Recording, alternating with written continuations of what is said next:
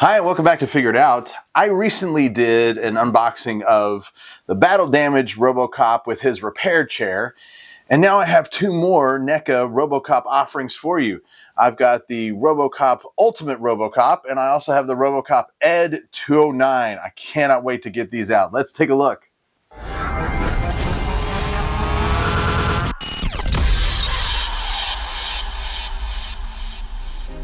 All right, well, let's go ahead and take a look at this Ultimate Robocop. You can see in the packaging, we've got the movie poster on the front. We've got on the back, we've got a couple of posed images of the toy itself, and then just a couple graphics on the sides with the toy, one with the helmet on, one with the helmet off.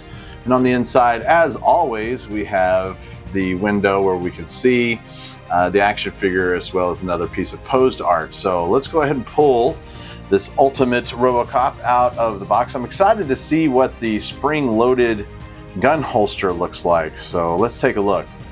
As I pulled it out of the box and kind of been moving it around a little bit, it is exactly the same as the battle damaged Robocop. As far as the pieces and the initial sculpts, obviously with the battle damage, they're going to be tearing into the armor a little bit and giving it some of the wounds, but this thing is exactly the same. The paint in and of itself is not great.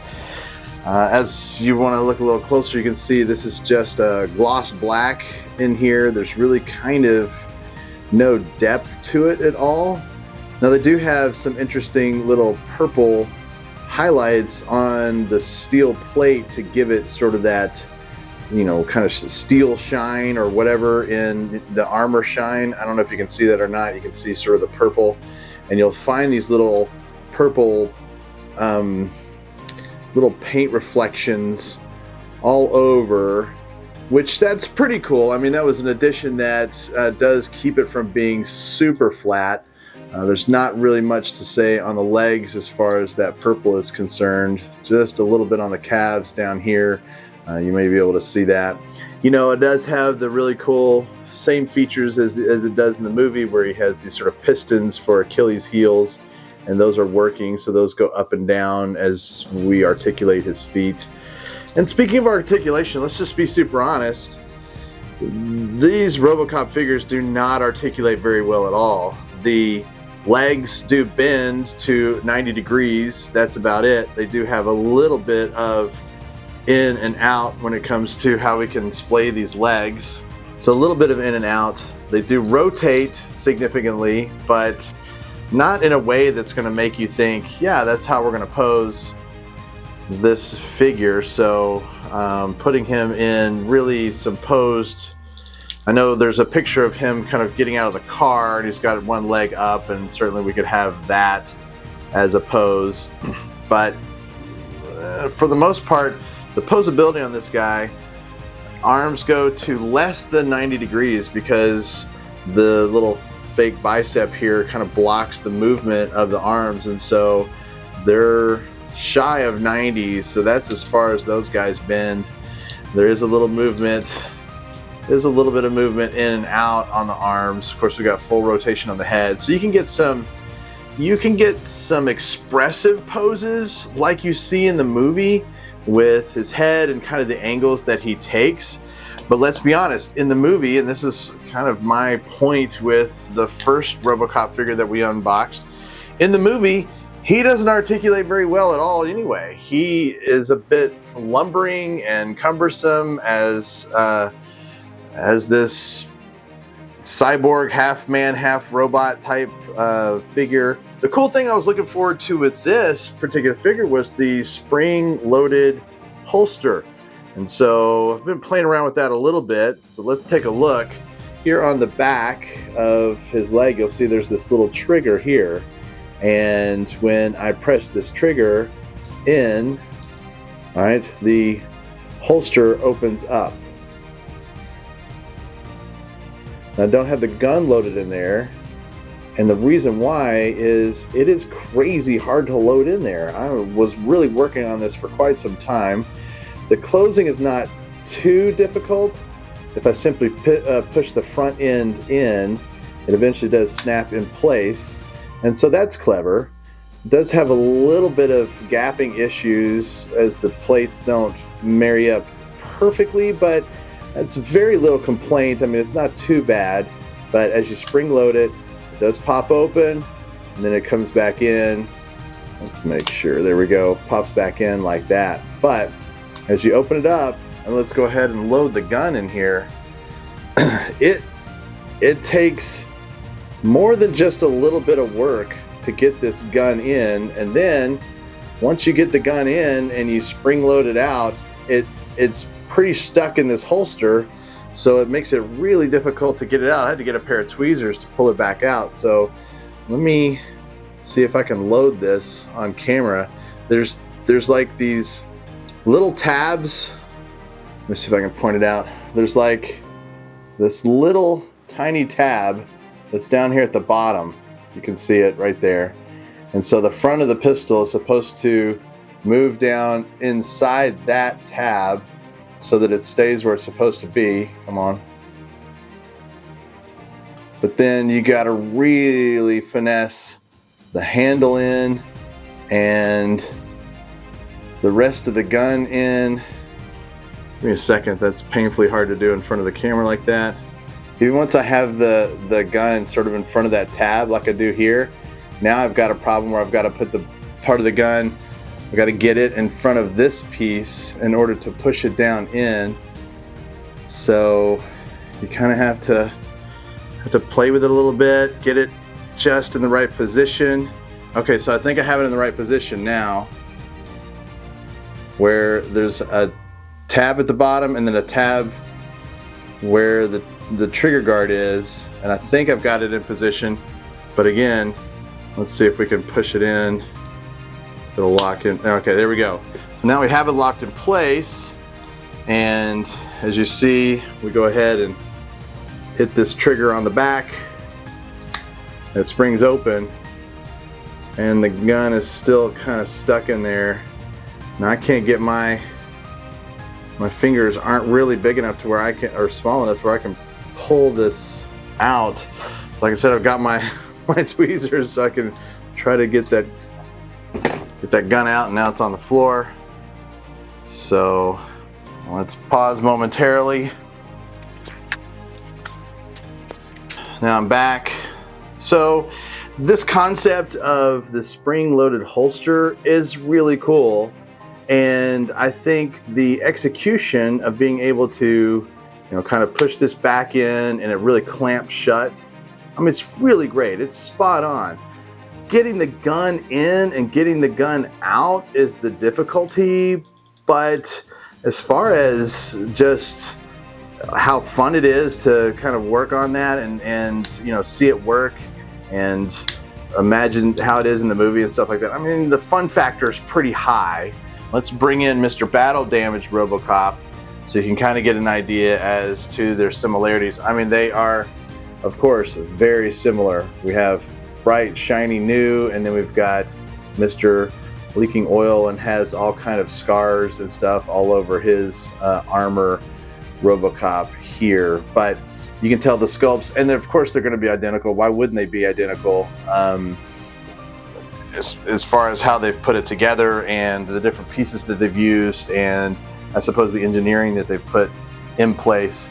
So the other pieces that this Ultimate figure comes with, it does come with this massive muzzle flash, which goes on his ED-209, which is what this gun is called, the ED-209. He does have the Peter Weller face that we had in the first offering with his battle damage gear. It's the same head sculpt as before, so nothing new has changed with the Peter Weller face. It does have that very stoic, very, yeah, I'm part robot, but very much looking like Peter Weller, so I think they did a great job with that. It also comes with the Data Spike hand, as did the other one, so we, again, are given sort of the same thing.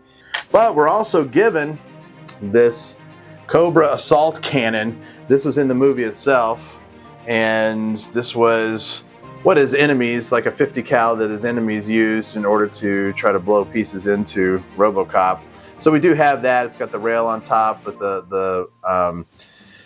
I guess the sight, the scope on there, huge magazine. It does have these foldable legs, so these will bend to close off if he wants to carry it. And so, yeah, the Cobra assault cannon. But I'm gonna be honest, if I were choosing between the two, if I was just to get the ultimate Robocop, which is this one, or the battle damage Robocop, I think battle damage has a lot more character. It's a lot more kind of late movie Robocop. And if you're going to pair him up with, oh, I don't know, let's say ED-209 that we're about to pull out, I think the battle damage is really cool. So regular Ultimate Robocop, I like him. He's great. If I had to choose between the two, I would go with the battle damage with the chair, because you also get the chair as well, and that's also pretty awesome. So let's take a look at ED-209. Okay, looking at the ED-209 box, we do have this really sweet pose art on the front. As we go all the way around, because of this giant cube, we have again some more pose art of what the action figure looks like. On the back, we have a bit of an action scene with both action figures, so the Robocop action figure as well as the ED-209 action figure. Really cool, because this is something that NECA does. They'll throw out some different scenes with their action figures just to show how great they are. And then it's the same on the next side, so we have two of the same Ed picks. So let's pull this guy out of the box and see what it looks like. This action figure, this mega figure, is so insanely cool. I've got to tell you guys, it really is worth the money. It is absolutely impressive what they did with this. Now, I've taken a minute to try to kind of see where all its articulation points are, and I think I've got it a bit worked out. So not unlike in the movie, it does have pivot points on the legs right here, so we can move the legs up and down, back and forth rather. And that's, in some ways, it's sort of how Ed will look up, if that's even a thing, and look down, is these pivot points on the legs. It does have articulation on these little wings that protect the elbows, and so they can, I guess, come down during battle, and when the robot needs to move, it moves. There's movement in the arms, which they can go up and down, and then there's also these elbows here where they can bend in and out, and then they also swivel.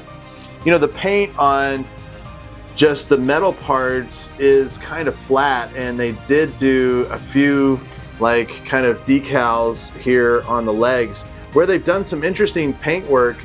There's a little bit of red paint work on the top, but what they've done is they did some paint work on some of these exposed wires on the elbows, which gives it this kind of neat little authentic look. You know, these wires kind of move with, you know, the elbows. You can see how they are, and so they've painted those wires a little bit of red, a little bit of yellow. They kind of have this real roughed up, like you know, like engineers are sort of putting this together with some electrical tape, and so they've done a great job of putting, and it's on both arms. You can see it over here on this elbow as well on this side. Just kind of the neat detail that they put in that. It looks really cool. Looks really cool. So you have these kind of lifts on the back, and if we take this action figure, and I found it to be the easiest to sort of hold on to this point here and push the legs in. You can push the legs down and get full extension on these legs.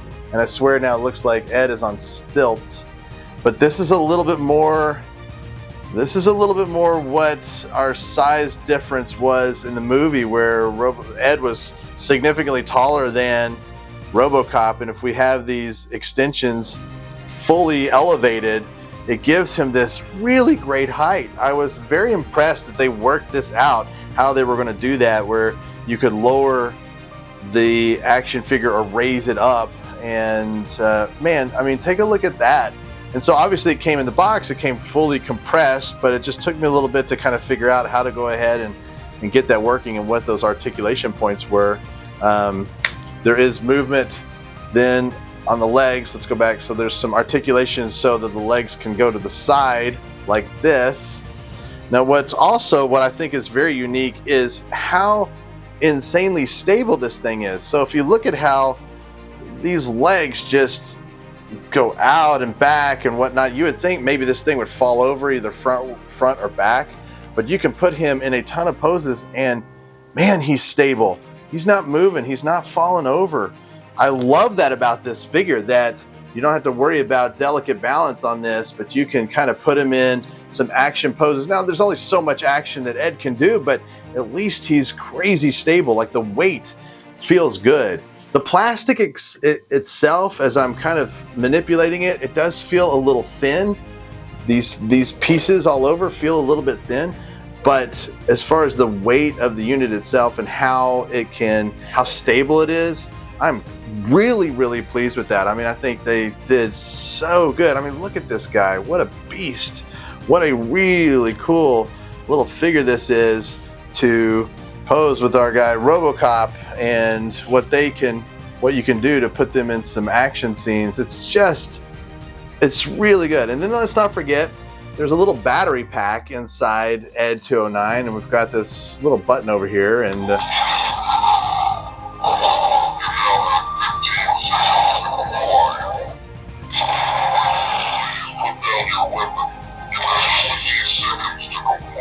okay, there you go. So there's put down your weapon, you have 20 seconds to comply, and then it repeats. So it looks like there's about 5 different sound animations that are on there. It's really neat, it's really cool, and I can't wait to make some dioramas with Ed and our man Robocop and see what we can do with him.